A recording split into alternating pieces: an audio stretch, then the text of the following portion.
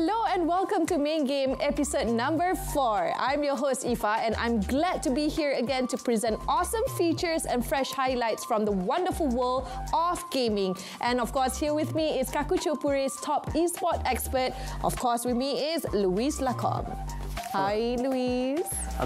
Hello, I'm looking forward to what we have in store for today's episode, specifically the two segments that we have, which are in regards to shoutcasting and then also the rise of MOBAs. So I'm really looking forward to that as well. Awesome. Okay, since Luis is excited, I'm excited. I hope you guys who are watching are excited as well. So let's go down to business and go on to our first segment, which is Lowdown.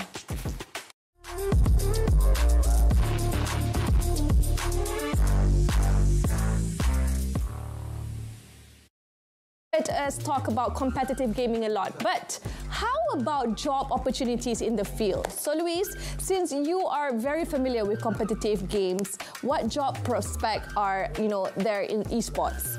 Well, there's the obvious, being a pro player. That means being great at particular competitive games. We're talking about placing in top 8 or top 3 in major tournaments and dedicated to one single game you're good at. Learning the meta, joining a team, representing, making your own team. It's an entire process, and it's definitely something that requires a lot of hard effort. Okay, so are there any other job prospects that are, aren't skill intensive? Well, if you're well past the prime age of competing, around 30s, then you can always be a coach or an analyst, given the fact that you have good in-game knowledge. But I think there's other things that you can go into, particularly shoutcasting. You can also do reports, recaps, and then commentating as well, as I mentioned, which we'll go into a bit later. And then obviously you can cosplay as well, cosplay on a professional scale. So there's also that too. All right, okay, so thank you so much, Luis. It's great to know that, there are many avenues in eSport as a career. Now, let's dive into one particularly exciting one, shoutcasting. Here's the lowdown on how you can do eSports commentary as a job. No competitive sport in the world is complete without sports commentators. If the on-screen action gets too busy or even complicated with its rule set, leave it to these ingenious professionals to provide real-life commentary, either to announce, inform, entertain, or all of the above. Esports has these fine folks as well. They're called shoutcasters, and their invaluable knowledge of the game and ability to recap the action live and on the dot are important. It's also a very viable career option. Meet Andrew Cheong, better known in the Malaysian esports circuit as Sir Cloud. He has been commentating on titles like Dota 2, PUBG Mobile, and League of Legends Wild Rift since 2019. A chance meeting in the PUBG major tournament audition secured his position as one of the country's top shoutcasters. So it was a very plain advertisement, right? It didn't look like anything. It was, okay, just another gig, right? They contacted me and said that, hey, we got your details, we saw your thing, would you mind to attend an audition? I was like, wait a second, there was never in my time that I had to do an audition. So I went through it, and then after that, they offered me the gig. They said that, okay, we'd like to offer you the gig. It's for PUBG Mobile Professional League Season 1, back in 2020, early 2020. And I was like, wait a second, I totally didn't expect that. I didn't expect it to be a professional league, so it was like, oh, okay, this just went all the way. So I did the gig. It was an amazing experience. Of course, being in a pro league was totally different than your regular small tournaments and all that. During the pandemic year of 2020, Sir Cloud lost his main job and thus made shoutcasting esports events his main gig. So I had my dark times. Yes, I still went on with the show, but the show was also half cut because they were still finding out how to continue the show with the MCO and all that. But I was lucky enough after the show still went on. I was lucky enough after that because I think it's also because I casted the Pro League, then a lot of people recognized me, and then they offered, and then I got gig after gig after gig after that. So pretty much my esports shoutcasting life took off from there. We also asked Sir Cloud how different esports shoutcasting is from sports commentary. The major difference is that when it comes to esports shoutcasting, there is a lot of jargons. There's a lot of technical things that you need to know, especially if you jump game titles. So whatever that you know in PUBG Mobile, for example, is not applicable technical-wise in Dota. So it's a whole new learning process. Yes, the techniques of commentary is the same, but in terms of what you need to know about the game, it's totally different. So I would say the key thing of jumping into shoutcasting is to really know the game to the core. How do I juggle different games? It's hard because it really takes a lot of immersiveness into the game. You really need to know a lot of things. But I think, like for me, I always think that I'm pretty lucky to start off with Dota, because Dota is a very complex game. When you play Dota, there's a lot of things that you need to understand. You are already stretched to that point. You're used to that stretch of knowing so many things. If all this sounds like a lovely esports prospect for you, here is some sage advice and words of wisdom from Sir Cloud. Number one quality is that you have to put passion first. You have to put interest first. That has to be the number one. If the mindset is to start off thinking that earning money through shoutcasting, I would say you'll be disappointed, because it's a rough road towards stability. Like for me myself, I had to start off like practicing, and obviously you don't get paid for practicing on your own, and you start doing free gigs for 6 months, and obviously it's free and so on. So that has to be the number one key thing. But if you hit the point where, okay, you're done with all the basics, you have the fluency, you have the game knowledge, if you want to go on to a bigger stage or professional stage, I would say there needs to be uniqueness in how you deliver yourself. So you need to find like, what would people remember about you? By going pro, you cannot only focus on shoutcasting. You have to diversify. You have to make yourself be known outside of the show. So for example, creating content is important as well to keep yourself relevant and above the others. If I were to summarize the qualities again, it is to have a personality that you can bring to the show, and to have a personality outside of the show as well. I would say the most important advice is you need to have self-initiative, because if you don't start it yourself, nobody's going to start it for you at the end of the day.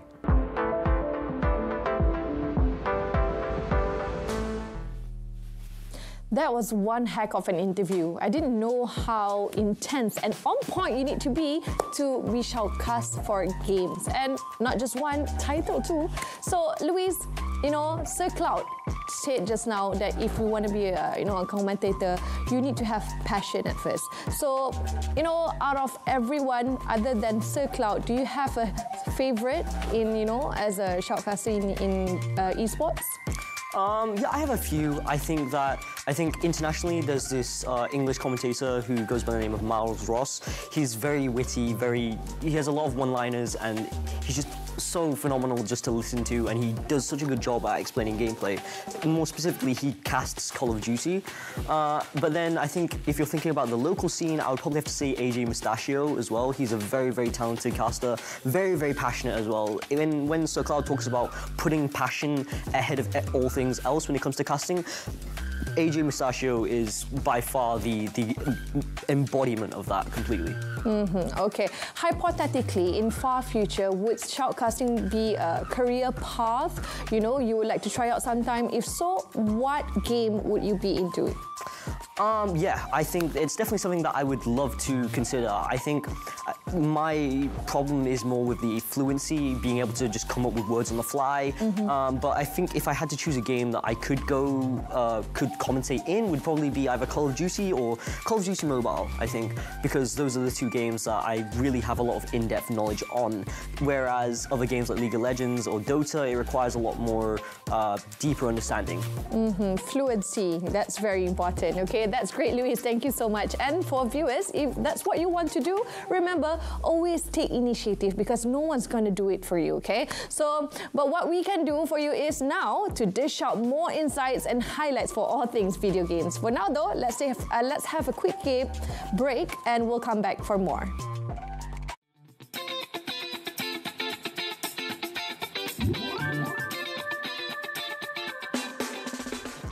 And we are back. The multiplayer online battle arena is a beloved genre played by many Malaysians, be it on PC or on mobile phones. But how did it all start? We touched on this in the three-parter eSport history lessons previously. So here's the full version of how it really started way back in the very early 2000s. Without further ado, here is the history of MOBAs.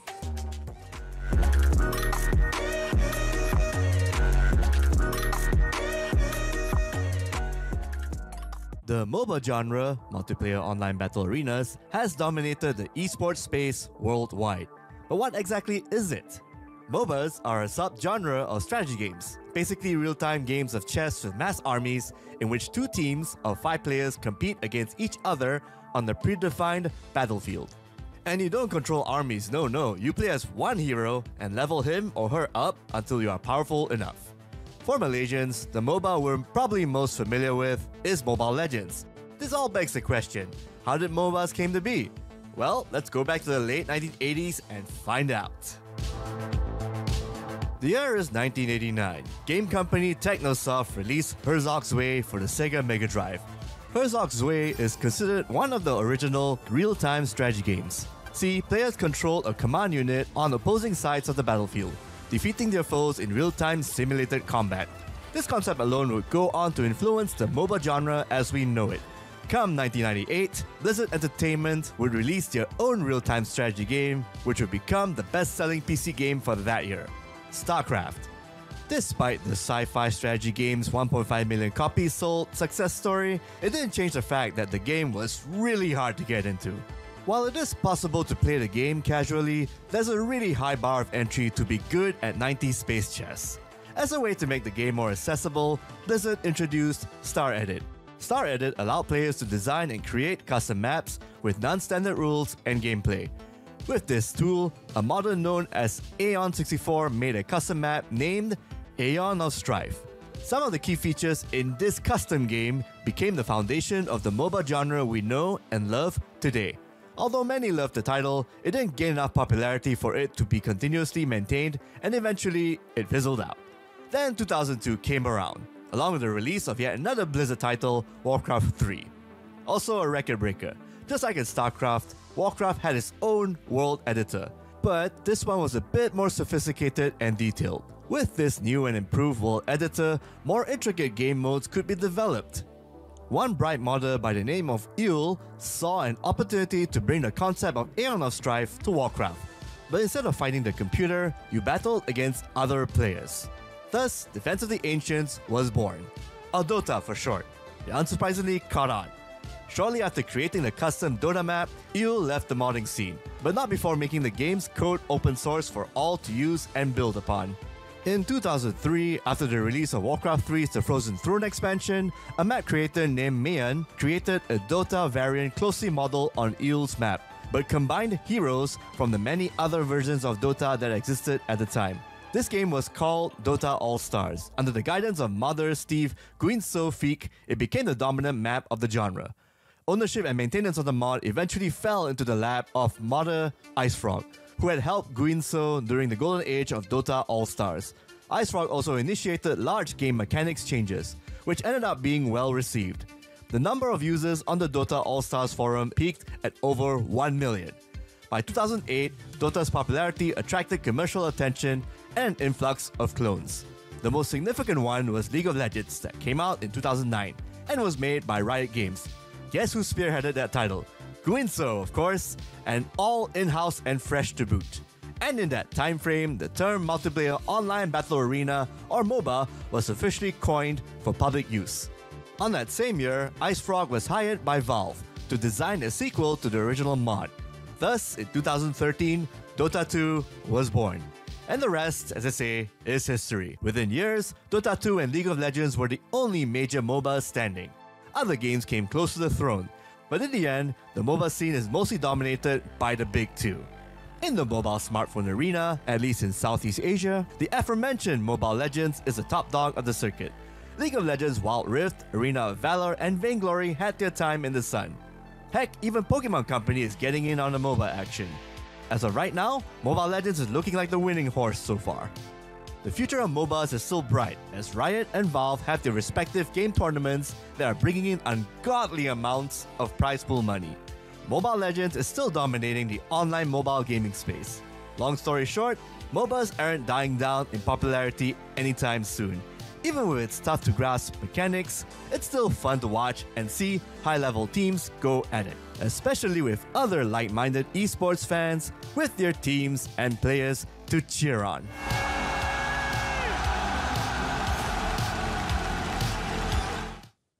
Whoa, that's a lot to take in, if I'm being honest. When the video mentioned chess, but real-time and with one hero, at least I got a basic understanding of it. Would you say that MOBAs are more than that, Luis? Well, yes and no. It is a little bit complicated. While fundamentally, yeah, it can be defined as just, well, chess. There's a lot more to it. Obviously, you're playing with multiple other people. You also have to understand the roles of each of those people. And then there's also in-game mechanics, for example, like jungling and being able to understand the way that your waves move and stuff like that. It gets very, very complicated. And, you know, while, yeah, fundamentally it is like chess, it's a lot more complicated than that as well. Okay. I remember you said that League of Legends is your favorite, MOBA, and you did mention Dota 2 a few episodes ago. What about Mobile Legends from Moonton? Well, yeah, that's a very popular alternative of a MOBA title for mobile phones, perfect for iOS and Android gamers. I mean, there's a lot of people playing it everywhere in some tournaments, especially in Leap 2023, where some groups even brought their own fans to cool down their devices because, well, the longer you play on the device, the hotter it gets. Okay, talk about dedication to their craft, right? Would you say MOBA fans are a really passionate bunch? Yes. Usually that's a good thing, but it can also be a bad thing as well. It depends on which side of the fence you're on, really. Okay, so I guess, we'll let the viewers decide whether that's a compliment or not. As we cut to a few words from commercial breaks, we'll be back more on Main Game.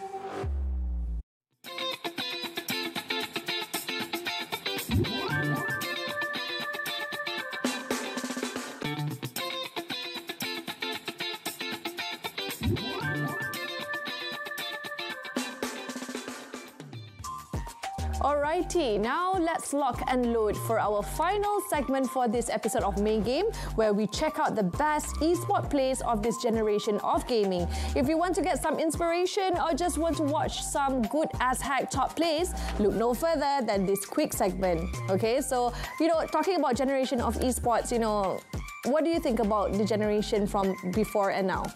Yeah, well, I mean, esports has grown, it's changed over the years, and there's obviously, as the time has gone by, the games have changed, which also means that with that long period of time, more and more moments have been created throughout esports history, and just, well, there's just so much. There's so much that you can delve into. There's so much moments in history where, there's just...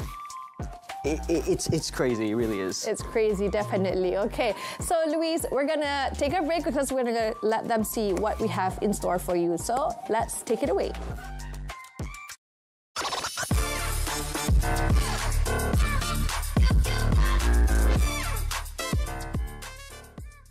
After that three-parter esports history we shared a while back, we think it's time we showed you some of the more exhilarating parts, the highlights, the best plays, landmark clippable moments similar to sports, Miracle on Ice, or even at one time Michael Jordan trashed a team while he was still sick.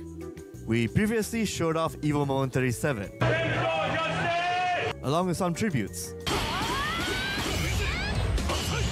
How about some legendary plays in other competitive games? Let's dive right into those, starting with this ditty from 2011. Bionic arm! Bionic arm! OTG! Bionic arm!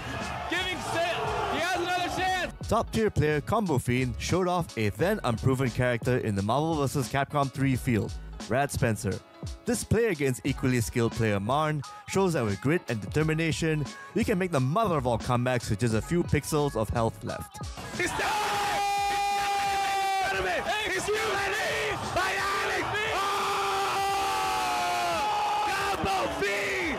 3-0! This moment in 2015's Dota 2 Internationals is about a team pulling through insurmountable odds. While they're one man down, Team Evil Geniuses had to deal with Team CDEC as they pushed towards the advantage. Evil geniuses pulled off a desperate offensive play, the ancient apparition's Ice Blast, followed by an Echo Slam. Here comes the Ice Blast, ready for the dog! Here from Universe! It's a disaster! And it worked!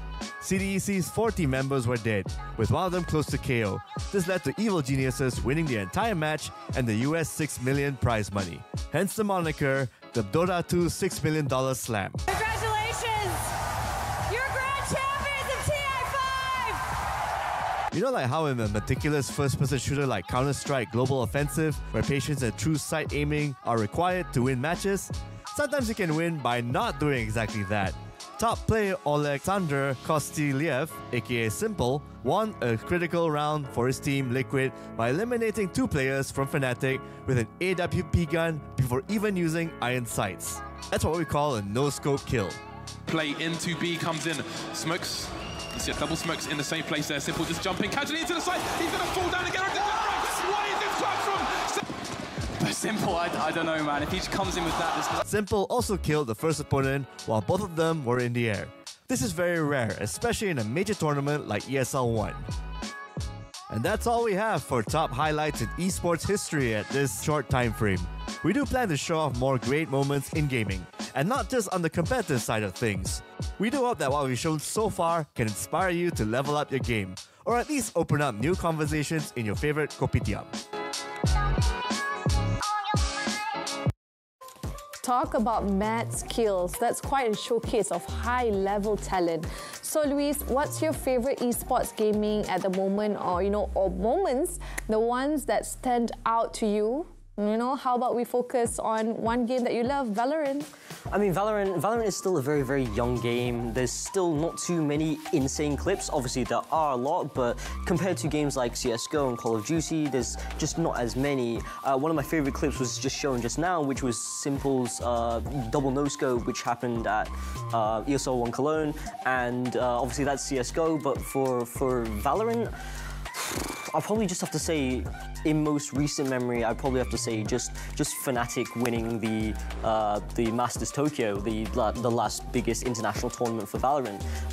Although that wasn't one particular moment, I think it was just seeing all the hard efforts pay off was just it was so wholesome to see. Say I want to rewatch these clips, right, Luis, or even make my own clips from the existing broadcasts or even live shows online. How would I go about doing that?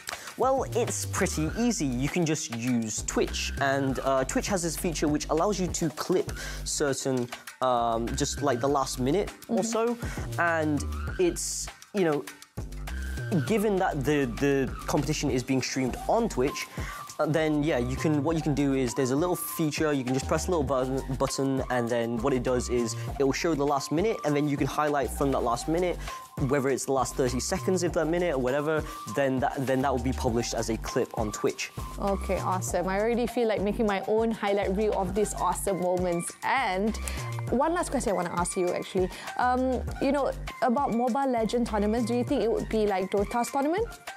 I think that's definitely possible. I think right now, I think Mobile Legends is definitely growing as an esport, especially in Southeast Asia, and a lot more countries where mobile esports definitely prevails. But right now, I think a big difference between Dota and most other esports is that the international, their biggest tournament of the year, is crowdfunded, which means that pretty much anyone who plays the game is able to contribute money into the prize pool, which is why Dota has the biggest prize pools in the world. Mobile Legends, on the other hand, usually is a predefined prize pool, which is given by Moonton, the developers, and it only ranges within a couple million, whereas Dota is several million, up to tens of millions. So it's really kind of up in the air whether or not it can be just as big. I think it's definitely possible, 100%. But when that will be, it's more of a question of when it will be, really, because there's definitely a fan base there for it, and there's definitely players that are passionate enough to keep the scene going until it gets to that point. All right, there you have it, okay? And that is it for our episode. I hope you enjoyed our deep dive into MOBAs and esports game careers. I'm your host, Aoife. I'm Lewis. And may you keep your personal nexus safely guarded with your closest friends and loved ones. Bye-bye.